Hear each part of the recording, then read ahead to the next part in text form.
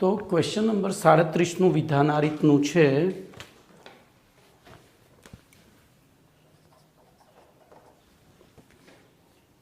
સંક્રાંતિ તત્વોની ઉદ્દીપકીય સક્રિયતા સંક્રાંતિ તત્વોની ઉદ્દીપકીય સક્રિયતા સમજાવો. એટલે આ પ્રશ્નનો અર્થ થાય સંક્રાંતિ તત્વો સારા ઉદ્દીપક તરીકે વર્તે છે કેમ, એનું કારણ આપો એમ, એટલે કે સમજાવો. તો ધ્યાન રાખજો, સંક્રાંતિ તત્વો સામાન્ય રીતે ઘન અવસ્થા ધરાવતા હોય છે, બરાબર. તો ઉદ્દીપકીય સક્રિયતા આટલું ટાઇટલ આપી દેવાનું અને પછી જવાબ લખવાની શરૂઆત કરવાની. તો સંક્રાંતિ તત્વો સામાન્ય રીતે ઘન અવસ્થા ધરાવતા હોય છે. બોલો, ઘન અવસ્થા ધરાવતા હોય એટલે શું થાય? આથી તેમની સપાટી ઉપર આપણે પૃષ્ઠ રસાયણમાં ભણી ગયેલા છીએ. આથી તેમના સ્ફટિકની સપાટી ઉપર આવેલા પરમાણુઓ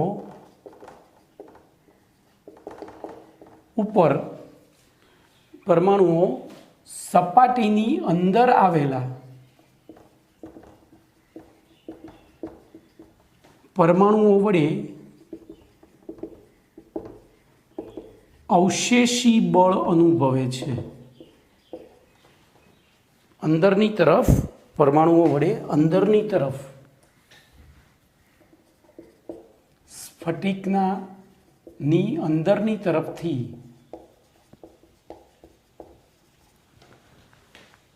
અવશેષી આકર્ષણ બળ અનુભવે છે. બોલો, અવશેષી આકર્ષણ બળ અનુભવે એટલે શું થાય? બોલો, આથી સંક્રાંતિ ધાતુ તત્વના સ્ફટિકની સપાટી ઉપર આવેલા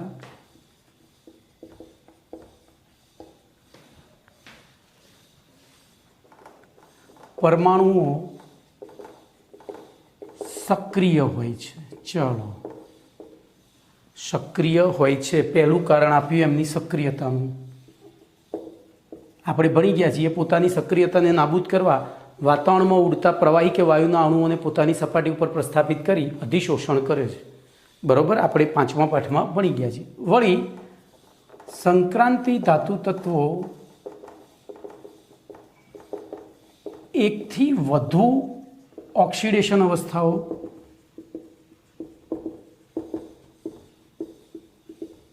દર્શાવે છે.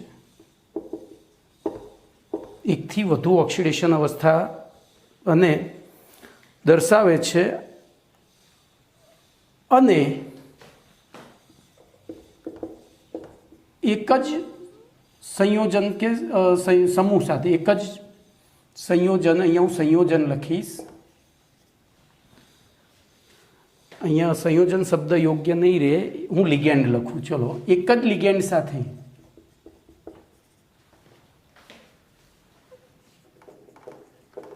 જુદા જુદા પ્રમાણમાં જોડાઈ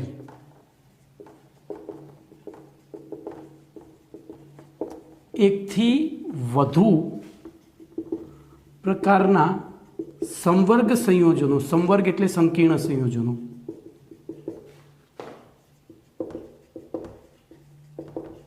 બનાવવાની ક્ષમતા ધરાવતા હોય છે.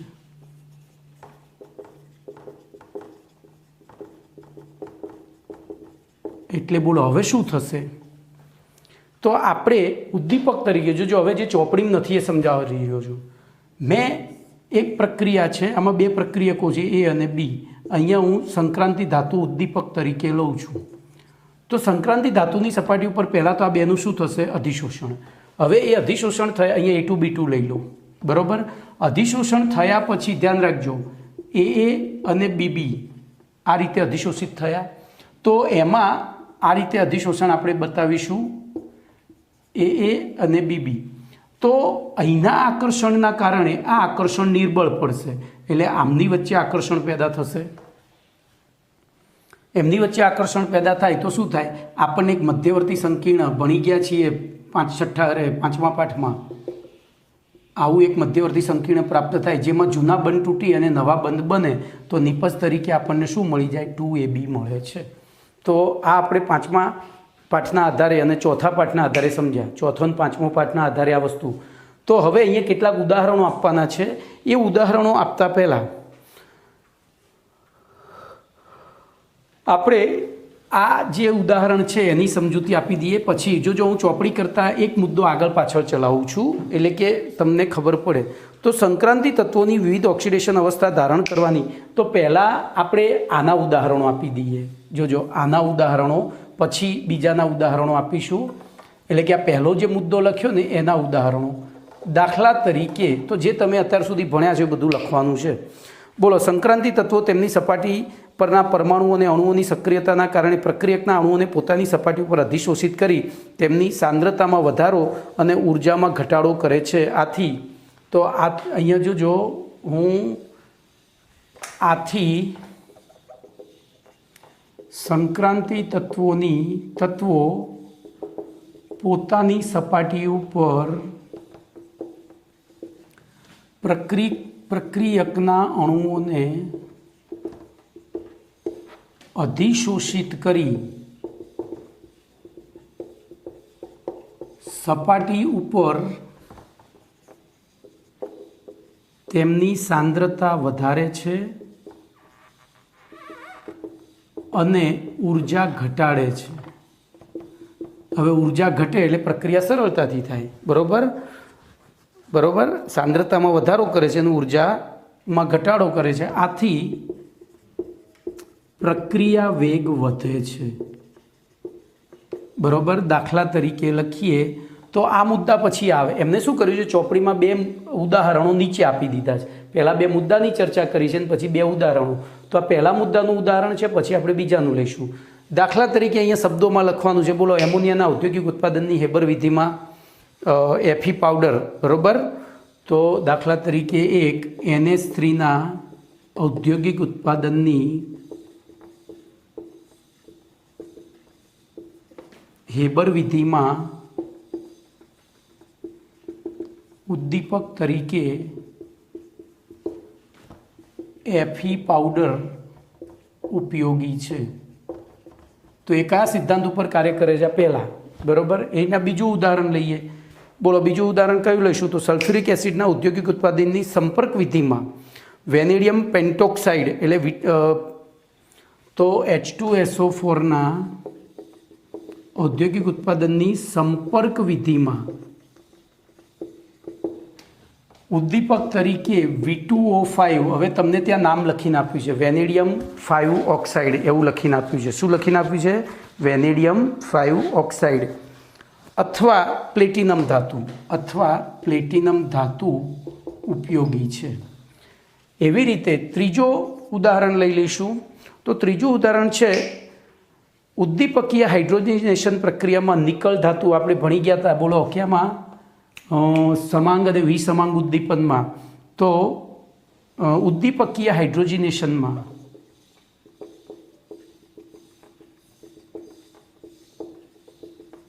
પ્રક્રિયામાં બોલો ઉદ્દીપક તરીકે નિકલ ધાતુ ઉપયોગી છે. આ 3 ઉદાહરણો અહીંયા આપણે શેના માટે આપ્યા, તો અધિશોષણના સિદ્ધાંત ઉપર આધારિત. હવે આના ઉદાહરણો આપીએ. બોલો, તો અહીં વિવિધ ઓક્સિડેશન અવસ્થાઓની ક્ષમતાના કારણે ઉદ્દીપકીય ક્ષમતા, તો અહીંયા લખીશું સંક્રાંતિ ધાતુ તત્વોની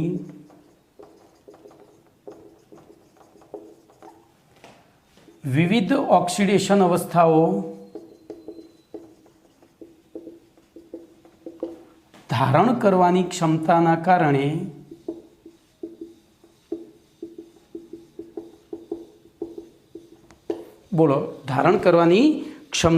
કારણે તેમની તે ઉદ્દીપકીય સક્રિયતા પણ દર્શાવે છે. તે ઉદ્દીપકીય સક્રિયતા દર્શાવે છે. દાખલા તરીકે દાખલા તરીકેમાં આપણે ઉદાહરણ લખીશું તો આયોડાઇડ અને પર સલ્ફેટ આયનો વચ્ચેની પ્રક્રિયામાં Fe+3 આયન ઉદ્દીપક તરીકે વર્તે છે. આયોડાઇડ અને પર સલ્ફેટ, તો જોજો એકચ્યુઅલી આપણે આખી પ્રક્રિયા લખીએ તો આખી પ્રક્રિયા આ રીતની થાય 2I- પ્લસ H2O8- 2 અહીંયા ઉદ્દીપક તરીકે Fe+3 હો, મારી ભૂલ થઈ, Fe+3 અને નિપજ તરીકે I2 પ્લસ SO4- 2 આ બે આ આખી પ્રક્રિયામાં ઉદ્દીપક. તો જોજો આ ઉદ્દીપક કઈ રીતે કાર્ય કરે છે. તો તબક્કા 1માં Fe પ્રક્રિયાની શરૂઆત કરે કોની સાથે? I- સાથે. તો 2 Fe+3 I- સાથે પ્રક્રિયા કરી, 2 Fe+3 I- સાથે પ્રક્રિયા કરી 2Fe+2 બનાવે, 2Fe+2 બનાવે અને I2 બનાવી દે છે. હવે તબક્કા 2માં, તો તબક્કા 2માં એ એક Fe+2 જે ઉત્પન્ન થયો છે આ Fe+2, તો Fe+2 પેલા H2O8- 2 સાથે પ્રક્રિયા કરે, H2O- 2 સાથે પ્રક્રિયા કરે અને પાછું શું બનાવી દે? તો Fe+3 શું બનાવી દે? Fe+3 અને SO4- 2 શું બનાવી દે? તો અહીંયા બગડો લખવાનો રહી ગયો છે ભાઈ, તો અહીંયા બનાવી દે 2SO4- 2. તો જોજો અહીંયા Fe વપરાયો અને અહીંયા Fe પાછો મળી ગયો. એટલે આ રીતે એની ઓક્સિડેશન અવસ્થાના કારણે તે ઉદ્દીપક તરીકે અહીંયા વર્ત્યો છે. તો તમારે એઝ પર ટેક્સ્ટબુક જવું હોય તો આ રીતે સીધું લખવાનું, અને ટેક્સ્ટબુક પ્રમાણે ના જવું હોય તો પહેલો મુદ્દો લખી આ ઉદાહરણો, બીજો મુદ્દો લખી આ ઉદાહરણો.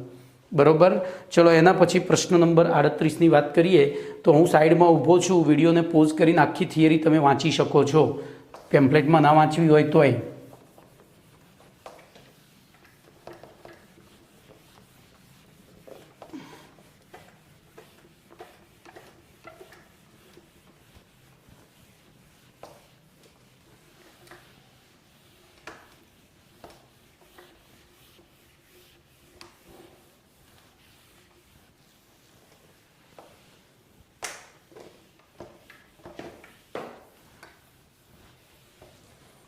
ચલો એના પછી પ્રશ્ન નંબર 38.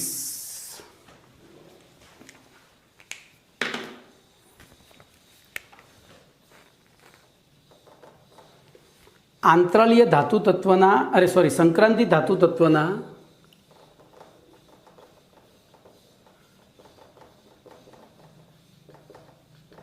આંતરાલીય સંયોજનો વિશે ટૂંક નોંધ લખો.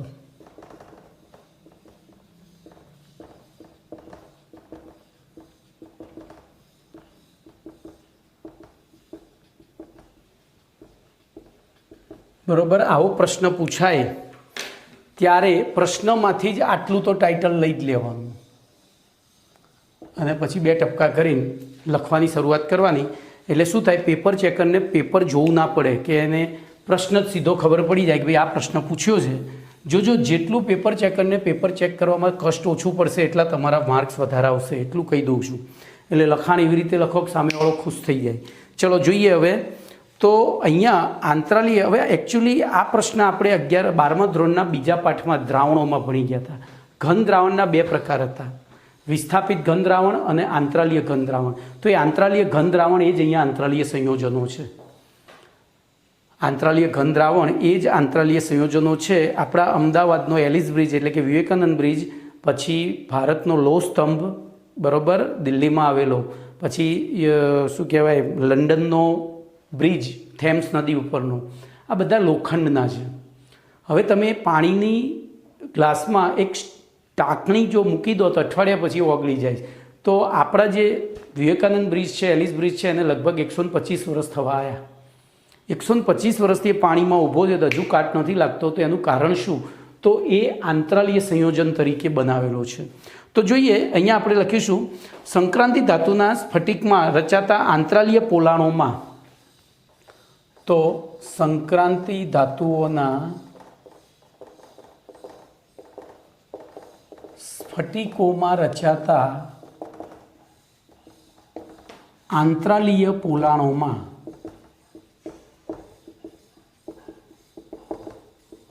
National Congress Balti, National Congress Balti, હા તો નાઇટ્રોજન, કાર્બન, બોરોન અને હાઇડ્રોજન જેવા નેશનલ કોંગ્રેસ બાલ્ટી હારી ગઈ એમ। તો નાઇટ્રોજન જેવા નાનું કદ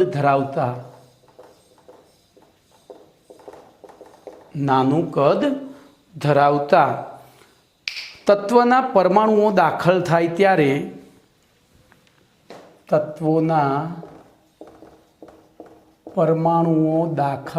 જોજો શબ્દ પકડજો, દાખલ થાય ત્યારે બનતા મિશ્રણ, એકચ્યુઅલી આને મિશ્રણ જ કહેવાય। કેમ?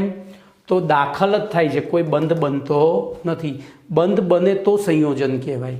તો બનતા મિશ્રણને શું કહે છે? આંતરાલીય સંયોજનો, બરોબર। હવે જોજો આ સંયોજનોમાં આંતરાલીય પરમાણુ કે સંક્રાંતિ ધાતુ આયનના પરમાણુઓ વચ્ચે, તો બીજો મુદ્દો, આંતરાલીય સંયોજનોમાં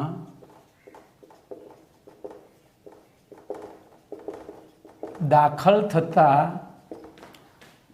આંતરાલીય પરમાણુ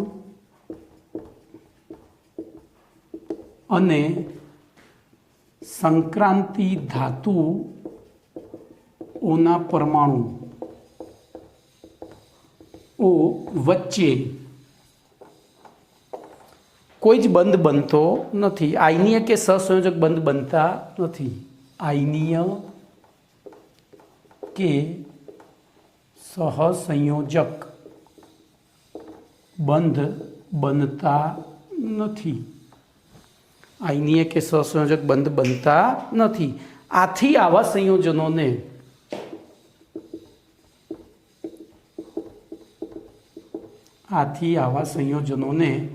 બિન તત્વયોગમિતીય અથવા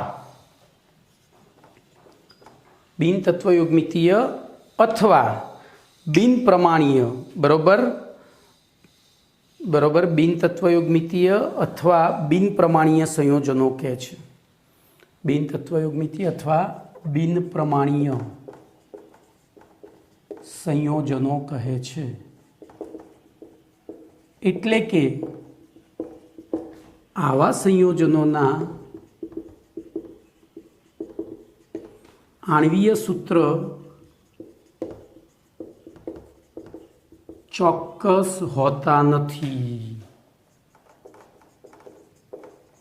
એટલે કે જુદા જુદા સૂત્રો મળે છે, બરોબર। અને તેમાં સંક્રાંતિ ધાતુ તત્વનો ઓક્સિડેશનાંક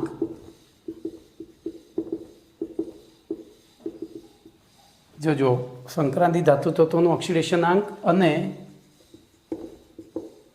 દાખલ થતા આંતરાલીય તત્વનો ઓક્સિડેશનાંક 0 હોય છે। ખાસ ધ્યાન રાખજો। કેમ 0 કેમ હોય? તો ઇલેક્ટ્રોનની આપલે કે ભાગીદારી કશું જ થતું નથી, બરોબર। ખાલી આપણે બસમાં જતા હોઈએ, ધ્યાન રાખજો, બસમાં 60ની કેપેસિટી છે, 60 પેસેન્જર બેઠેલા છે અને એક બેન ચડ્યા, એમના પાસે બાળક છે, બરોબર, બાળક છે લગભગ 4-5 વર્ષનું છે, બહુ નાનું નથી। તો આપણે ત્યાં વિચારીશું કે ચલો ભાઈ આપણે લાંબી સફર છે એટલે આપણે જગ્યા આપીએ તો આપણે થાકી જઈએ, તો એ બાળકને આપણા બેની વચ્ચેની આંતરાલીય જગ્યામાં બેસાડી દીધું, એટલે બાળક આપણું ના થઈ ગયું કહેવાય। ખબર પડી? ત્યાં કોઈ બંધ આપણો બન્યો નથી, એનું સ્ટેન્ડ આવશે એટલે બાળક ઉતરી જ જવાનું છે કમ્પ્લીટ, અને એના કારણે ત્યાં એમનો ઓક્સિડેશન આંક કેટલો ગણાય છે?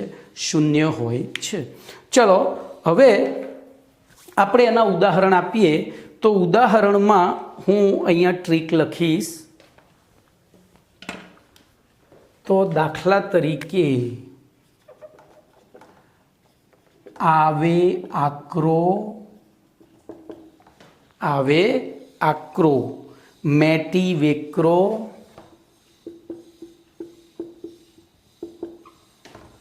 ટીવી હા. આવે આક્રો, મેટી વેક્રો, ટીવી હા. આ ઉદાહરણ એના ટ્રીક છે.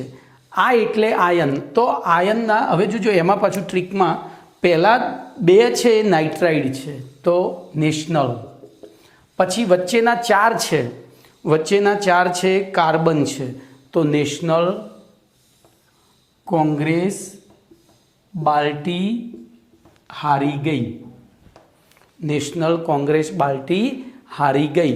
તો જો હવે આ એટલે આયન. હવે આપણને ખબર છે Fe સાથે નાઇટ્રોજન જોડાય તો નાઇટ્રોજનને 3 ઇલેક્ટ્રોનની જરૂર છે. તો સામે Feનો +3 છે, યાદ છે ને? આગળના 11મા ધોરણના 3જા પાઠમાં છેલ્લે સમજાવ્યું હતું. તો બોલો અહીંયા શું થશે? તો અહીંયા Fe3n, Fen નથી બનતું, ધ્યાન રાખજો. શું બને છે? Fe. હવે કેમ આવું થયું કોઈ કહેશે સાહેબ તમે તો આવું શીખવાડ્યું કે Fe+3 અને n-3 હોય તો તગડો અહીંયા તગડો અહીંયા, તો Fen બનવું જોઈએ ને. પણ આવું કેમ ના બન્યું? તો એનું કારણ અહીંયા છે કે એમાં કોઈ જ ઇલેક્ટ્રોનની આપણે કે ભાગીદારી થતી નથી. એટલે આપણે સીધું યાદ જ રાખવું પડે કે આયન અને નાઇટ્રોજન જોડાય ત્યારે કયું આંતરાલીય સંયોજન બને છે?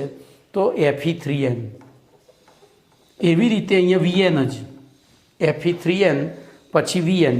એવી રીતે Fe3c પછી Cr3c2,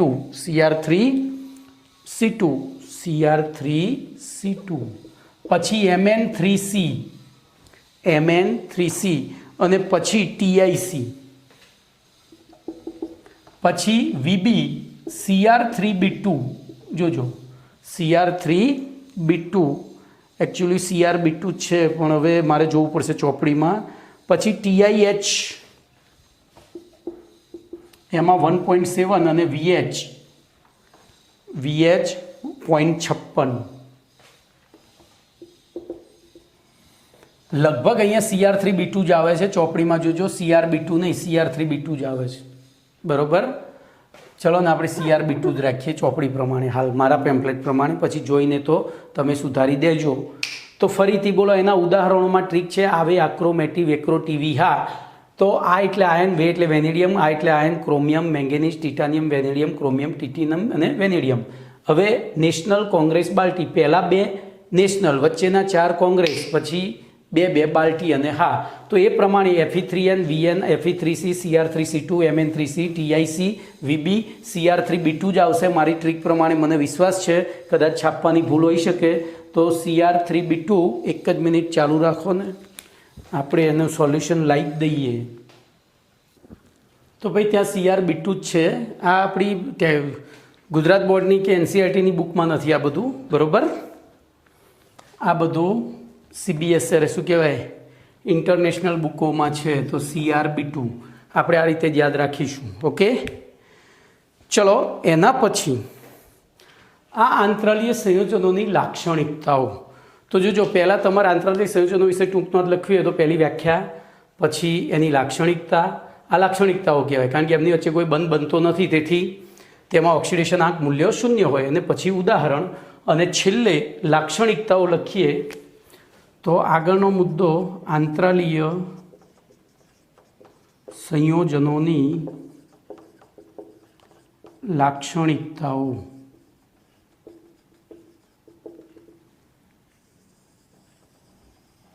બરાબર.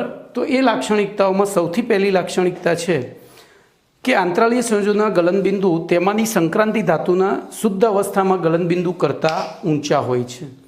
તો પહેલી લાક્ષણિકતા આંતરાલીય સંયોજનોના ગલનબિંદુ, હું ટૂંકમાં ગબી લખીશ, તેમાંની સંક્રાંતિ ધાતુના શુદ્ધ અવસ્થામાં ગલનબિંદુ કરતાં ઊંચા હોય છે. આ પહેલું. ટૂંકમાં જે સંક્રાંતિ ધાતુ છે એના કરતાં એમાંથી બનેલા આંતરાલીય સંયોજનનું ગલનબિંદુ કેવું હોય? ઊંચું. પછી શુદ્ધ સંક્રાંતિ ધાતુ કરતાં તો જોજો શુદ્ધ સંક્રાંતિ ધાતુ કરતાં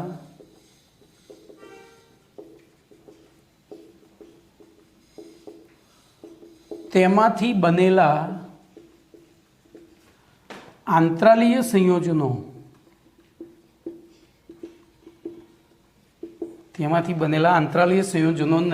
ની સખ્તાઈ વધારે હોય છે, એટલે કે વધુ મજબૂત હોય છે. કેટલા તો એટલા બધા વધુ મજબૂત છે, હીરા જેટલી મજબૂતાઈ સખ્તાઈ ધરાવે છે. દાખલા તરીકે તો કેટલાક બોરાઇડ સંયોજનો, જેમ કે કેટલાક બોરાઇડ સંયોજનો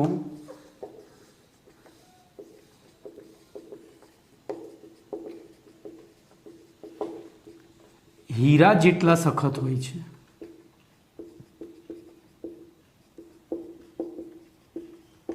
બરોબર. પછી ત્રીજા નંબરે તો તેમની વિદ્યુત વાહકતા સંક્રાંતિ ધાતુ તત્વોની વિદ્યુત વાહકતા જેટલી જ હોય છે. તેમની વિદ્યુત વાહકતા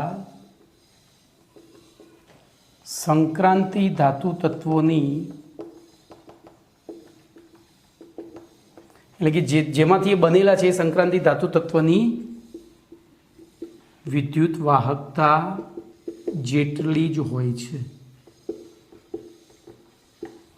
અને ચોથી લાક્ષણિકતા છે આંતરાલીય સંયોજનો. તો સંક્રાંતિ ધાતુ કરતાં એ વધુ નિષ્ક્રિય હોય છે. તો જે તે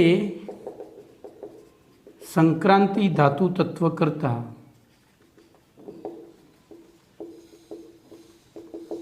તેમાંથી બનેલા આંતરાલીય સંયોજનો વધુ નિષ્ક્રિય હોય છે. કમ્પ્લીટ. તો આ તમારો વધારે નહીં તો 2-3 માર્ક્સનો તો પ્રશ્ન છે જ. આ 3 માર્ક્સમાં આટલું લખો એટલે તમારા 3 માર્ક્સ રોકડા. બરોબર. ચલો એના પછી આગળનો પ્રશ્ન જોઈએ તો એક એસક્યુ છે જે આમાં બોર્ડ ઉપર જવાબ લખાઈ ગયો છે. બોલો, સંક્રાંતિ ધાતુ તત્વો કયા અધાતુ તત્વો સાથે આંતરાલીય સંયોજનો બનાવે છે? તો નેશનલ કોંગ્રેસ બાલ્ટી હારી ગઈ. બરોબર. નેશનલ કોંગ્રેસ પાર્ટી નહીં હો, બાલ્ટી ભાઈ. આપણે ભાઈ અહીંયા હું છે ને કોઈ પક્ષનો સમર્થક છું કે એવું નથી. મને તો મારા વિદ્યાર્થીઓને આવડે એવી ટ્રીક બનાવતા આવડે છે.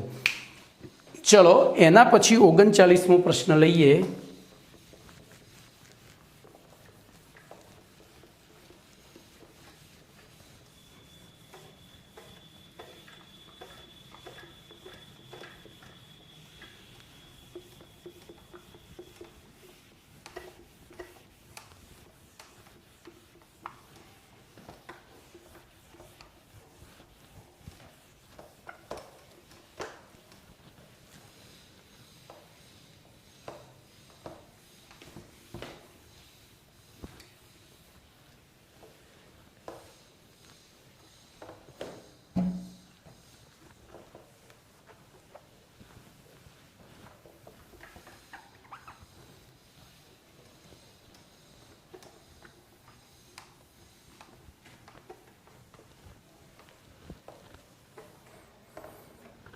તો પ્રશ્ન નંબર 39 લઈશું.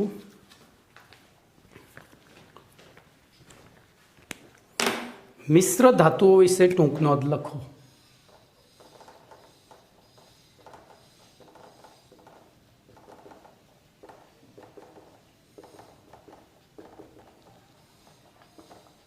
બોલો. ચલો તો સૌથી પહેલાં તો અહીંયા મિશ્ર ધાતુની વ્યાખ્યા આપવી પડે. બોલો, સૌથી પહેલી શું કરીશું? વ્યાખ્યા આપીશું. બોલો, વ્યાખ્યામાં શું લખશો? તો 2 કે તેથી વધુ ધાતુઓના મિશ્રણ દ્વારા પ્રાપ્ત થતું ઘન દ્રાવણ, જોજો સમાંગ મિશ્રણ, જેને આપણે ઘન દ્રાવણ, કે જે મિશ્ર થતી ધાતુઓ કરતાં ઊંચું ગલનબિંદુ ધરાવતું હોય અને વધુ સખત હોય. બરાબર. તેવા 2 કે તેથી વધુ ધાતુઓના મિશ્રણને શું કહે છે? ફરીથી 2 કે તેથી વધુ ધાતુઓના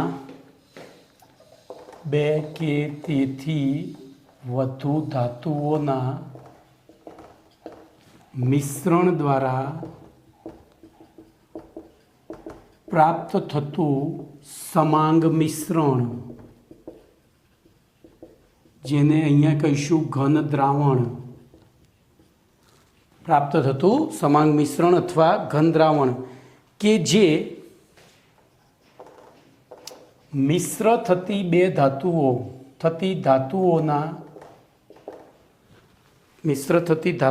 કરતાં ઊંચું ગલનબિંદુ ધરાવતું હોય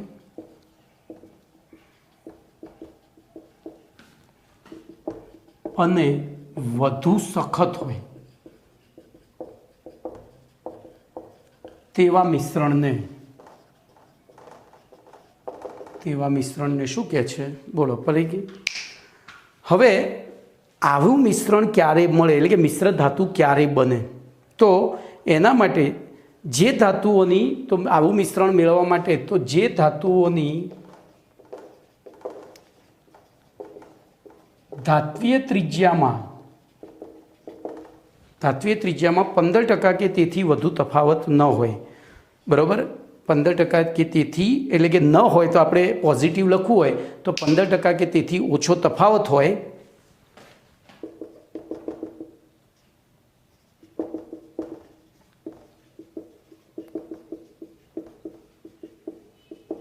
અને તેમની બાહ્યતમ કક્ષાની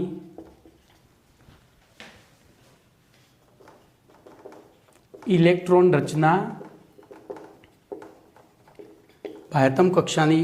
રચના તથા સ્ફટિક રચના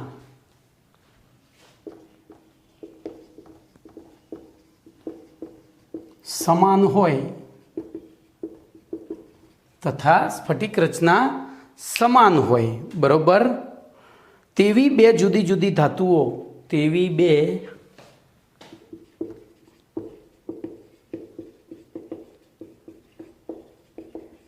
બે કે તેથી વધુ, અહીંયા બે નહીં, તેથી બે કે તેથી વધુ જુદી જુદી ધાતુઓ એકબીજા સાથે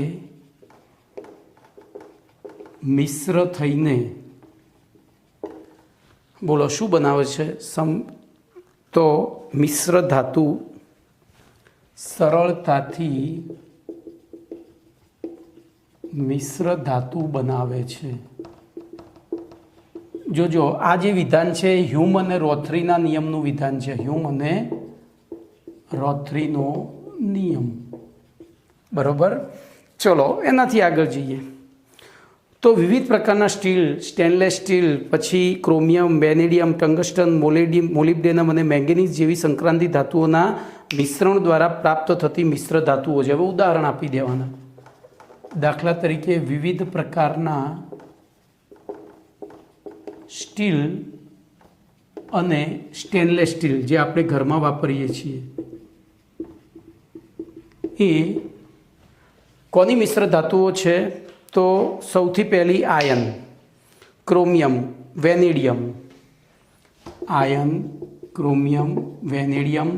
પછી મેંગેનીઝ, બરોબર? મેંગેનીઝ, ટંગસ્ટન અને મોલિબ્ડેનમ, MnW અને Mo. તો જોજો, વેક્રોમેયા, આપણે ટ્રીક પ્રમાણે લખીએ તો ભૂલ ના થાય. વેક્રોમેયા, બરોબર? પછી ટંગસ્ટન અને મોલિબ્ડેનમ વગેરે જેવી સંક્રાંતિ ધાતુઓના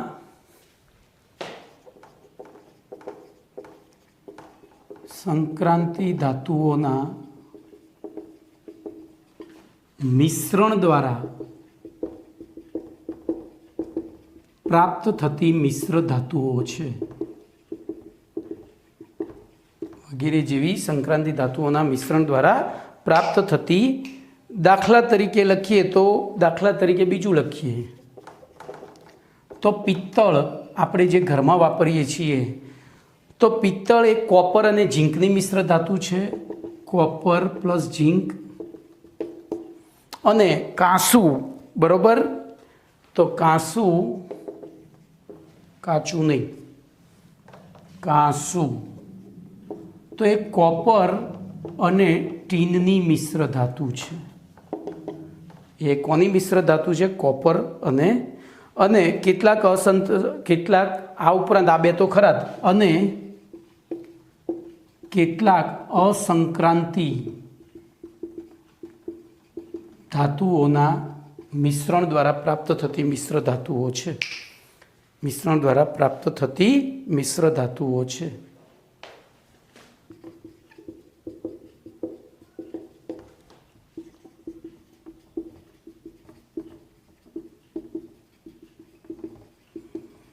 તો 2 માર્ક્સનો પ્રશ્ન છે. એમાં જો પહેલી વ્યાખ્યા લખવાની, પછી એ ક્યારે બને એ લખવાનું, 2 ઉદાહરણો લખવાના. 4 મુદ્દા લખો એટલે 2 માર્ક્સ તમારા રોકડા થઈ જાય. હવે અહીંયા એક 47 નંબરનો એસક્યુ છે. હ્યુમ અને રોથરીના નિયમો જણાવો. તો આ વિધાન લખી નાખવાનું. જે ધાતુઓની ધાત્વીય ત્રિજ્યામાં 15% કે તેથી ઓછો તફાવત હોય અને તેમની બાહ્યતમ કક્ષાની ઇલેક્ટ્રોન રચના અને સ્ફટિક રચના સમાન હોય તેવી જુદી જુદી બે કે તેથી વધુ ધાતુઓ એકબીજા સાથે મિશ્ર થઈને સરળતાથી મિશ્ર ધાતુ બનાવે છે. ચલો, એના પછી મિશ્ર થતી 2 ધાતુ જુદી જુદી ધાતુઓ કયા નિયમનું પાલન કરે ત્યારે જ મિશ્ર ધાતુ પ્રાપ્ત થાય? તો હ્યુમ અને રોથરીના નિયમોનું પાલન થાય ત્યારે જ. પછી વિવિધ પ્રકારના સ્ટીલ અને સ્ટેનલેસ સ્ટીલ કઈ ધાતુઓના મિશ્રણ છે? તો વેક્રોમિયા, ડબ્લ્યુમો વગેરે જેવી. એમ પછી પિત્તળ કઈ ધાતુઓની મિશ્ર ધાતુ છે? કોપર અને ઝીંક અને કેટલાક અસંક્રાંતિ ધાતુ તત્વો. એવી રીતે કાંસુ તો કોપર અને ટીનના મિશ્રણ દ્વારા બને છે. પતી ગયું. તો અહીંયા સંક્રાંતિ ધાતુઓના મિશ્ર ધાતુઓ વિશે આપણે બધું જ ભણી લીધું. હવે વાત કરીશું સંક્રાંતિ તત્વના કેટલાક અગત્યના સંયોજનો જે આપણા દૈનિક જીવનમાં બહુ જ મહત્ત્વના છે. એવા કેટલાક સંયોજનોની વાત કરીશું.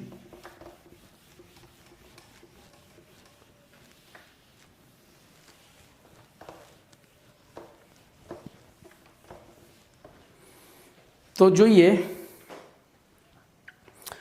તો પ્રથમ સંક્રાંતિ શ્રેણીના તત્વના ઓક્સાઇડ સંયોજનો વિશે ટૂંક નોંધ લખો. જોજો, આ પ્રશ્ન ઓક્સાઇડ સંયોજનો આપણા માટે કેમ મહત્ત્વના છે?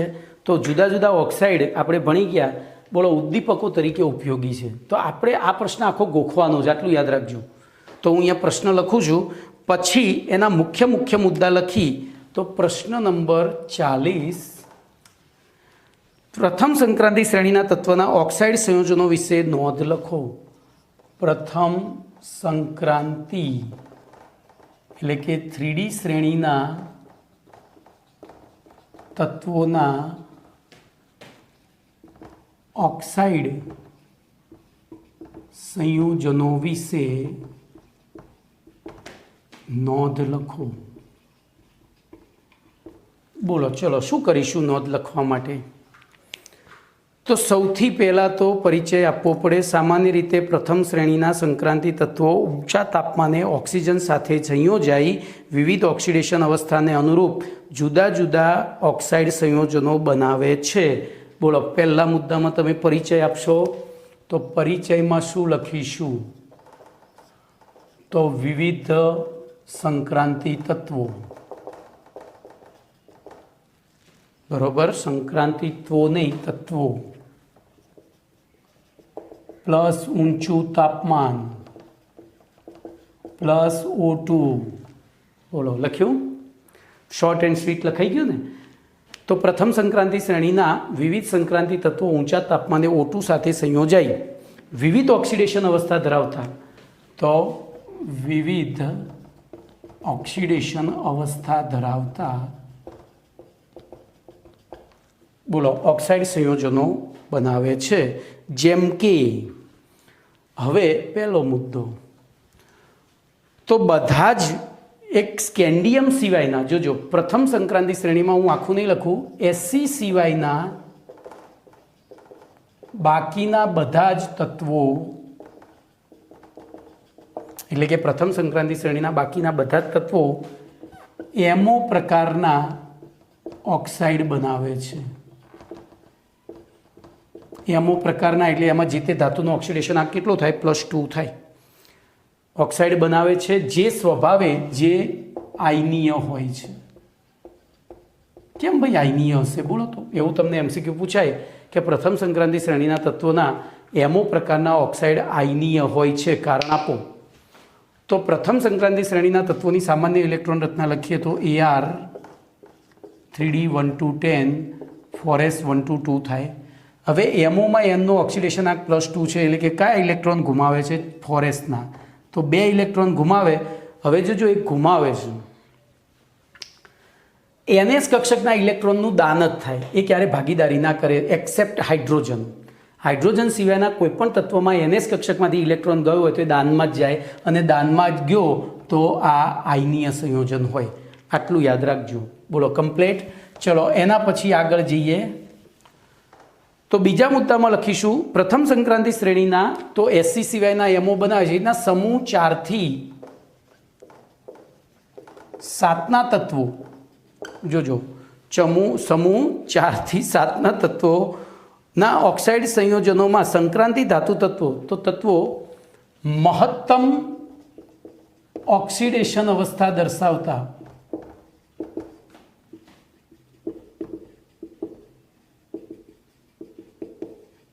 ઓક્સાઇડ સંયોજનો બનાવે છે।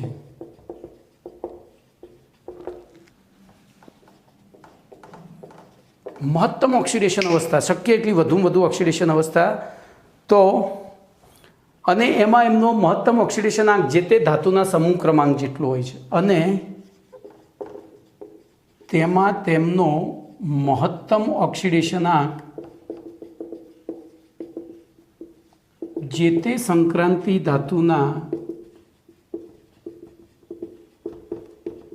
સમૂહ ક્રમાંક જેટલો હોય છે। સમૂહ ક્રમાંક જેટલો હોય છે। દાખલા તરીકે બોલો સ્કેન્ડિયમમાં તો Sc2O3, બોલો અહીંયા ઓક્સિડેશન આંક +3 થયો, કારણ કે સ્કેન્ડિયમ ત્રીજા સમૂહનું તત્વ છે। પછી વેનેડિયમ લઈએ તો, ટિટાનિયમ લઈએ તો TiO2, તો બોલો +4 થયો। વેનેડિયમ લઈએ તો V2O5, બોલો +5 થયો, બરોબર। અને મેંગેનીઝ લઈએ તો Mn2O7, તો અહીંયા +7 થયો। તો સીધું યાદ રહે એવું છે આ વાક્ય।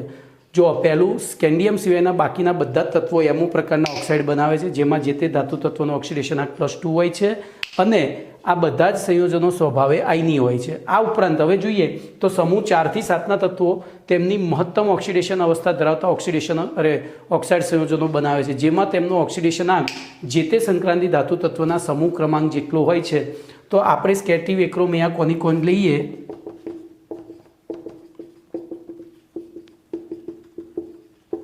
તો આ સમૂહ 3નું તત્વ છે, આ 4, આ 5, આ 6, 7, 8, 9, 10, 11 ને 12, બરોબર। તો જો 3 + 3, 4 + 4, 5 + 5 ને 6 + ક્રોમિયમ લખવાનું લઈ ગયો, આમ તો Cr2O3 આવે, CrO3 આવે છે, અને Mn2O7, તો બોલો અહીંયા +6 થઈ ગયો, અહીંયા +7 થયો।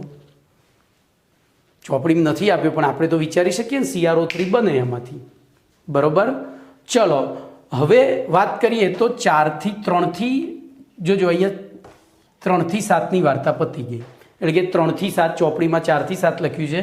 હવે આગળ જઈએ 8 થી, તો સમૂહ 8 થી 12માં, તો સમૂહ 8 થી 12 માટે તો સમૂહ 8 થી 12ના સંક્રાંતિ તત્વો +3 ઓક્સિડેશન અવસ્થાથી ઊંચી ઓક્સિડેશન અવસ્થા દર્શાવતા નથી। તત્વો તેમના ઓક્સાઇડ સંયોજનોમાં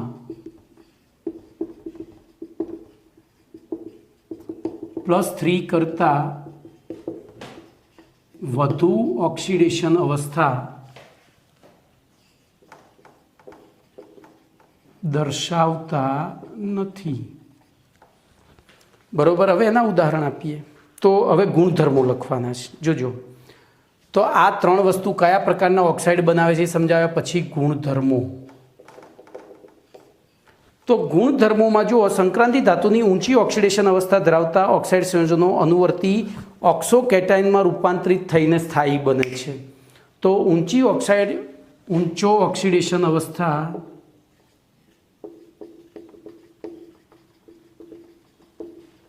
ધરાવતા ઓક્સાઇડ બોલો અનુવર્તી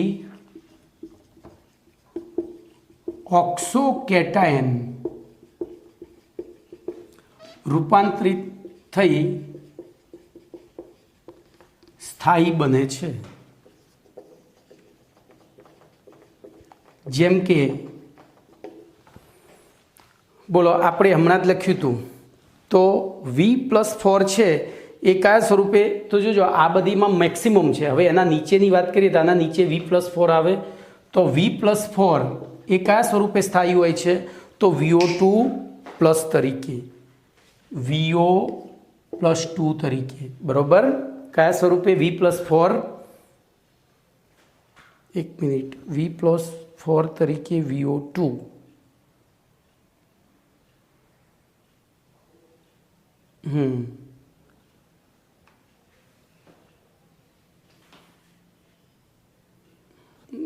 હવે આ ભાઈ જોવું પડશે મારે, ચોપડીમાં ભૂલો લાગે છે છાપવાની। પછી એવી રીતે Ti+4 તે જ પ્રમાણે Ti+4 છે તે TiO+2, TiO+2 ના ભાઈ આ બરોબર છે, ખોટું નથી। કારણ કે જો આનો માઇનસ ઓક્સિડેશન -2 લઈએ તો આનો +4 લેવો પડે તો જ પેલો +2 થાય। એવી રીતે અહીંયા -2 લઈએ તો આનો +4 લેવો પડે, બરોબર છે, કોઈ ભૂલ નથી। અમુક વસ્તુ વિચારીને ચાલવું સારું એટલે મુશ્કેલી ના પડે। તો TiO2 સ્વરૂપે એ સ્થાયી હોય છે। હવે એના પછીનો મુદ્દો લખવાનો, તો સંક્રાંતિ ધાતુના ઓક્સાઇડ સંયોજનોમાં ઓક્સિડેશન આંક વધે તેમ તેમનું આયનીય લક્ષણ ઘટે છે અને એસિડિક લક્ષણ વધે છે। ખાસ યાદ રાખજો, આમાંથી MCQ ઢગલાબંધ પૂછાય છે। ફરીથી બોલો શું લખશો, તો સંક્રાંતિ ધાતુના ઓક્સાઇડ સંયોજનોમાં, હવે હું અમુક વસ્તુ બોલીને જ ચલવીશ કારણ કે તમારે ગોખવાનું છે। તો સંક્રાંતિ ધાતુ તત્વના ઓક્સાઇડ સંયોજનોમાં સંક્રાંતિ ધાતુનો ઓક્સિડેશન આંક વધે તેમ તેમનું આયનીય લક્ષણ ઘટે છે અને બોલો સહસંયોજક લક્ષણ વધે છે અને એસિડિક લક્ષણ વધે છે। આથી જોજો હવે અહીંયા આપણને એના રંગના ગુણધર્મ આપ્યા છે તો Mn2O7 એ લીલા રંગનો તૈલી સહસંયોજક પદાર્થ છે। કેમ તૈલી સહસંયોજક કેમ થયો, તો એમાં Mnની ઓક્સિડેશન અવસ્થા મહત્તમ છે। એવી જ રીતે CrO3 અને V2O5 નીચું ગલનબિંદુ ધરાવતા ઘન સહસંયોજક પદાર્થો છે। નીચું તો ટૂંકમાં મહત્તમ ઓક્સિડેશન અવસ્થા હોય ત્યારે સહસંયોજક હોય, ઓછી ઓક્સિડેશન અવસ્થા હોય ત્યારે આયનીય હોય। આપણા બોર્ડ ઉપર પહેલા જ મુદ્દામાં લખ્યું છે, જો એસી સિવાયના બાકીના બધા જ તત્વો એમો પ્રકારના ઓક્સાઇડ બનાવે છે જે આયનીય છે, તો એમો પ્રકારમાં એમનો ઓક્સિડેશન આંક +2 એટલે ન્યૂનતમ થયો। તો એ ન્યૂનતમ હોય ત્યારે આયનીય, મહત્તમ હોય ત્યારે સહસંયોજક।